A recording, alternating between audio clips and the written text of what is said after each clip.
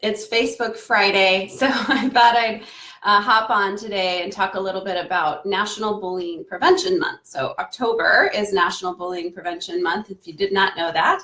And being so interested in the topic of workplace bullying, of course, I'm doing a lot around that topic this month.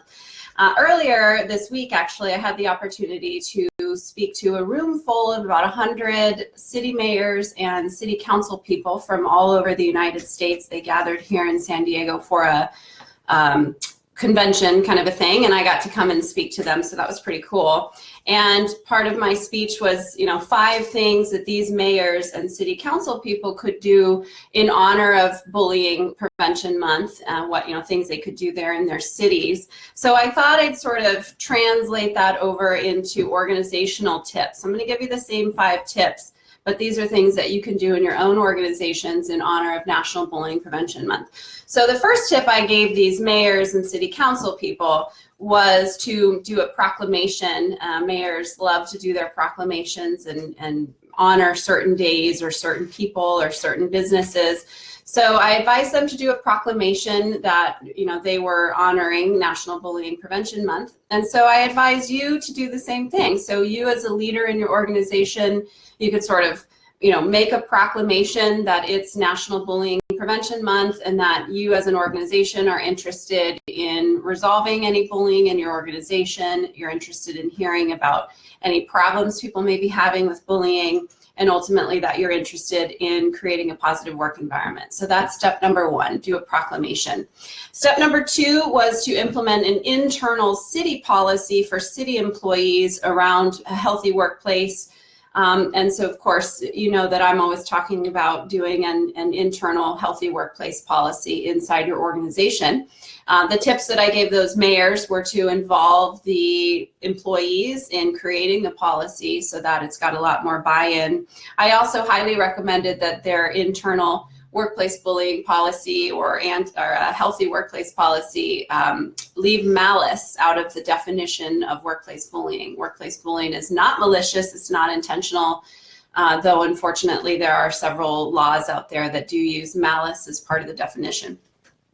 The third tip I gave these mayors and city council people was to partner with their states to create laws around workplace bullying within their state. So in an organization, I would encourage you to partner with your managers to make sure that your managers have tools to step in when they see workplace bullying. Train your managers on how to coach behavior and performance, how to step in with some assertiveness if they witness bad behavior, and ultimately, what should your managers be doing to create a healthy work environment inside their own teams. So I told the mayors to partner with their states. I'm telling you as an organizational leader to partner with your managers. Of course, my 4th tip was to be an example. There's a lot of examples of terrible workplace bullying and just bullying and aggression in general in our political world these days. So of course, I really begged these mayors and city council people to really be an example of what they want from their city employees and what they want from their community members. They can't create a healthy environment inside their communities if they're bullying other people. The 5th and final tip that I gave these mayors and city council people was to do training inside their organizations. And of course, I recommend that for organization as well. So you could do company-wide trainings on positive workplace skills, communication skills, professionalism, respect. Whatever your core values are, you should be doing training around your core values so that people understand truly what core values are and what they mean and how they apply. Again, give managers training on how to step in and solve workplace bullying and ultimately create a positive work environment. So training is key to any sort of change. One thing you could do if you don't necessarily have the budget to do some full-on, 3-hour training on bullying and healthy workplaces is you could at the very least do some sort of lunch and learn. So in honor of Bullying Prevention Month, do a lunch and learn that's focused on professionalism, just as a way to say, it's Bullying Prevention Month. We want to make sure that everyone in our organization is happy and respected. So we're going to do this lunch and learn. So those are the 5 tips that I gave in my presentation earlier this week, and you can certainly take those and run with them as well. Some other things that you could do in honor of National Bullying Prevention Month are 2 events that I'm a part of. The first event is on October 19. It's the National Workplace Bullying Coalition Conference. It's online, it's $59. So if you want to learn about workplace bullying, attend the conference. You don't have to travel. Literally, it's $59. And for $59, you get access to Bob Sutton's keynote speech. You get access to Jenny Yang, who's the former EEOC chair. I think that's pretty cool. You get access to a ton of academics who are giving speeches.